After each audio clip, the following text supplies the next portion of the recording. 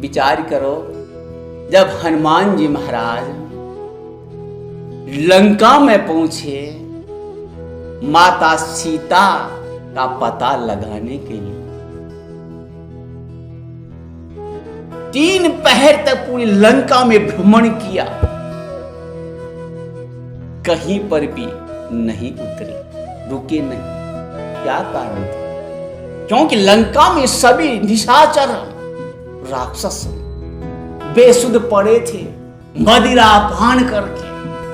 ना उनको कपड़ों की सुध थी, ना तन की सुध, ना मन की सुध। और भगवान के जो भक्त होते हैं वो उचित स्थान चुनते हैं, जगह चुनते हैं, वहां रुकते हैं, मां भक्ति करते हैं। जैसे ही चतुर्थ पहर आई, प्रातः काल हुआ, ब्रह्म मुहूर्त आया, सूर्य भगवान अपनी धर्म पत्नी उषा के साथ में प्रकट होने लगे। ऐसे समय में उस लंका के एक कोने में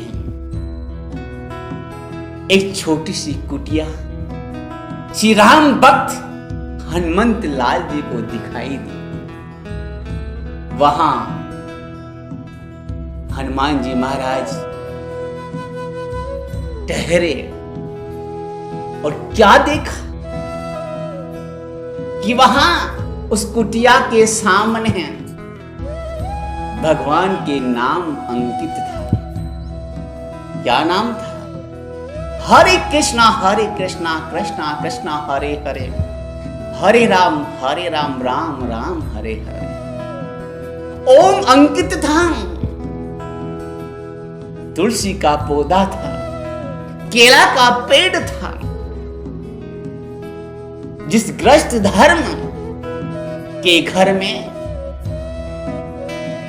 ये सब संकेत हो, वहां पर भगवान के भक्त पधारते हैं। वहां पर साक्षात जगतपति परमेश्वर चराचर भगवान विष्णु पधारते हैं।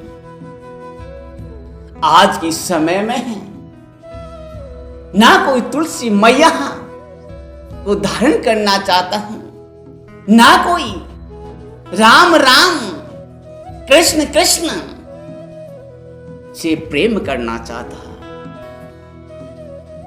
विचार करो कैसे सुख प्राप्त होगा इस कलयुग में। कैसे अपने जीवन को व्यतीत करोगे? क्या यही मानव धर्म है? क्या यही ग्रस्त धर्म है? अरे ग्रस्त धर्म में भी बैरागी बनकर के भगवान की भक्ति करना सीखो। विचार करो, मनु जी महाराज ने राज्य का त्याग किया, बैरागी धारण किया, तो 30 जन्म में जाकर के उस परमात्मा की प्राप्ति हुई। और राजा जनक जी महाराज ने ग्रस्त धर्म का त्याग नहीं किया, तो एक ही जन्म में उस परमात्मा को प्राप्त किया।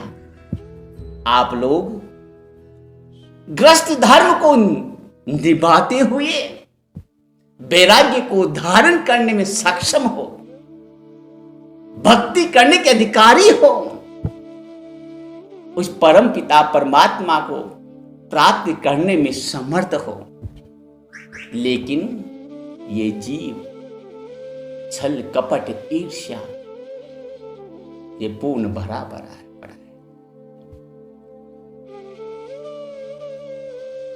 कहते हैं कि नाव पानी में चलती है, सत्य है ना? क्या नाव में पानी आएगा तो नाव चल पाएगी? नहीं चल पाएगी। ये शरीर भी एक नाव है। जब तक अंदर इस शरीर रूपी नाव को खाली नहीं करोगे, तब तक इस सांसारिक गंगा में गोता नहीं लगा पाओगे। बाहर से सांसारिक जीवन जीवो, मैं नहीं कहता, लेकिन अंदर से जो चतुष्टयम चित्त, आत्मा, बुद्धि और अहंकार, जो 4 अंतःकरण हैं, उनको शुद्ध रखो। जब तक वो शुद्ध नहीं होंगे तब तक आप इस सांसारिक जीवन को सुख में नहीं बिता सकते, आनंद नहीं भोग सकते।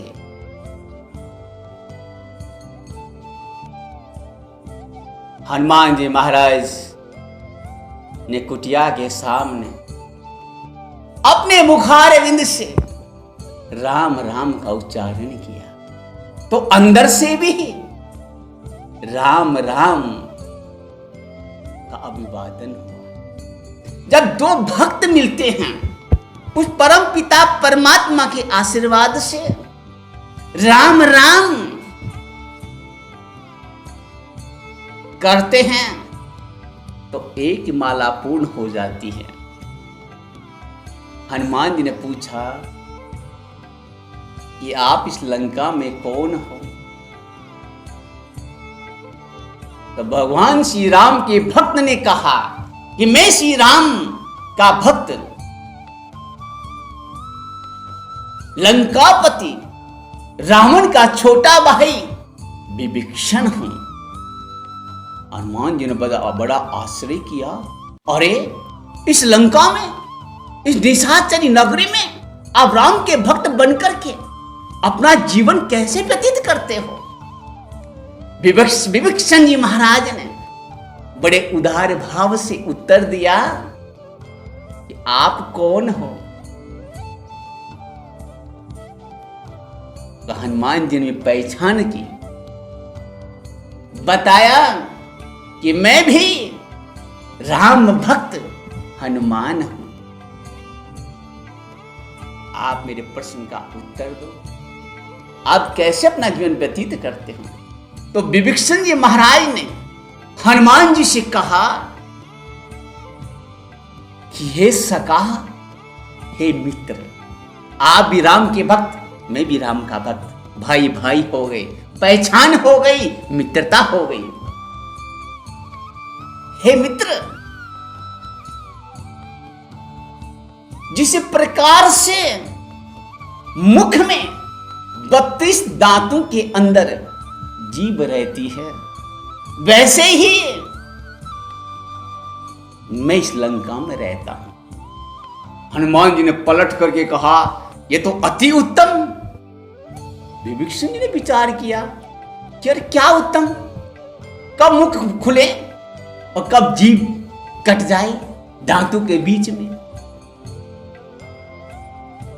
और आप कह रहे हो अति उत्तम, ये तो अच्छा है। हनुमान जी ने फिर कहा कि एक बात बताओ मित्र, जब जन्म होता है तो साथ में जीभ आती है या दांत आते हैं? विभीषण जी ने कहा कि साथ में जीभ आती है, दांत तो बाद में आते हैं, और जब जीभ शरीर का त्याग करता है तो साथ में जीभ जाती है, दांत जाते हैं। तो विभीषण जी महाराज ने कहा कि जीभ साथ में जाती है, दांत पहले ही चले जाते हैं। तो आप जीभ बनकर के रह रहे हो, ये रावण रूपी दांत चले जाएंगे लेकिन आप नहीं जा पाओगे, आपका बाल भी बांका नहीं होगा। आप श्री राम के भक्त हैं, आप तो ऐसा करो, मैंने माता सीता को नहीं देखा, आपने देखा है, आप आज मुझे माता सीता के दर्शन करवा दो।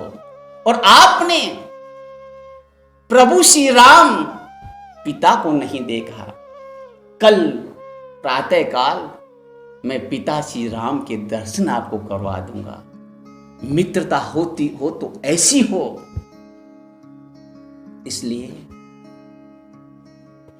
अंदर से अंतःकरण को, मन चित्त आत्मा बुद्धि अहंकार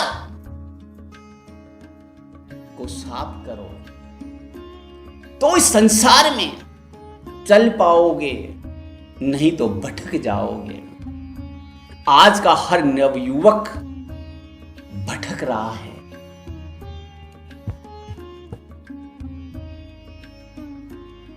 विचार करो, जब बचपन में मां एक ऐसी है जो अपने बच्चे का लालन पालन करती है। कहते मां, महात्मा और परमात्मा, इन तीनों शब्दों पे विचार करो।